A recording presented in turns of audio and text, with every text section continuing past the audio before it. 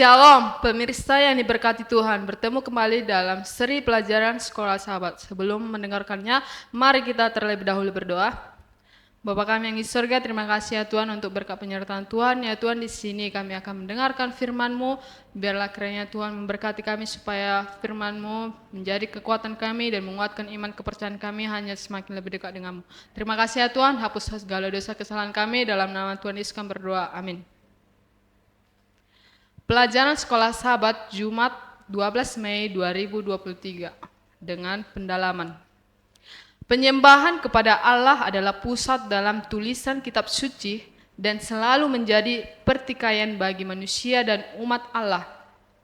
Sepanjang perjalanan lama, para nabi menegur umat Allah karena menyembah Allah-Allah lain atau menyembah Tuhan menggunakan praktik-praktik penyembahan dari dunia kafir.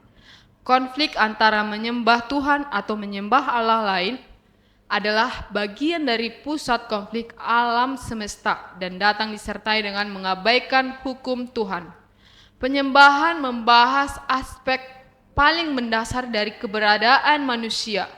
Karena itu berkaitan dengan apa yang harus dilakukan manusia sebagai makhluk hidup. Ketika dihadapkan oleh kehadiran Sang Pencipta, hanya mereka yang hidup yang bisa menyembah Tuhan, orang mati tidak bisa memuji dan menyembahnya. Pribadi yang menciptakan kita, mengundang kita untuk menyerahkan hidup kita dalam tindakan menyembah, untuk menerima mereka kembali dari Dia dengan diperkaya untuk digunakan bagi kepentingan orang lain. Ibadah berkaitan dengan sifat dan tujuan keberadaan kita dan dengan kebutuhan untuk memiliki pusat di luar diri kita untuk membebaskan kita dari keegoisan. Tidak menyembah Tuhan berarti kehilangan alasan keberadaan kita, itu berada dalam keadaan disorientasi dan karenanya sekarat, menuju kepunahan total karena kita terputus dari sumber kehidupan. Angel Manuel Rodriguez, The Closing of the Cosmic Conflict Role of the Angel Messengers, halaman 42, penyertaan untuk diskusi.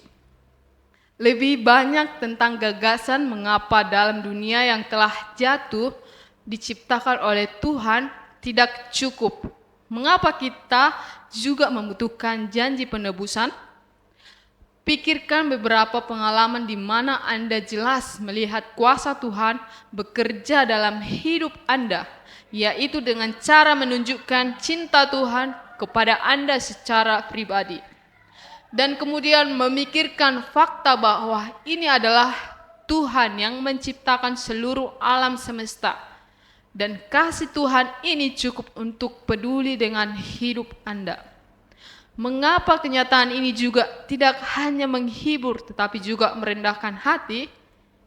Jika evolusi itu benar, pikirkan tentang bagaimana kita akan dipanggil untuk menyembah Sang Pencipta yang menggunakan miliaran tahun kematian, kekerasan, kehancuran, penderitaan, dan kepunahan massal untuk menciptakan kita secara pada saat yang sama.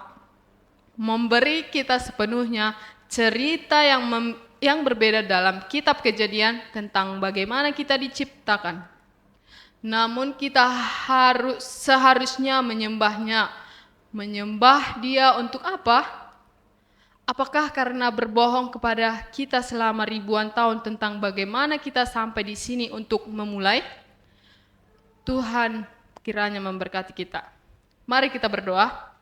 Bapa kami yang di surga, terima kasih ya Tuhan untuk pelajaran sekolah sahabat yang sudah kami dengarkan yang begitu indah. Biarlah kiranya kami bisa melakukannya dan biarlah kiranya firman yang sudah kami dengarkan bisa menguatkan kami dan menjadi bekal kami selama kami masih di dunia ini.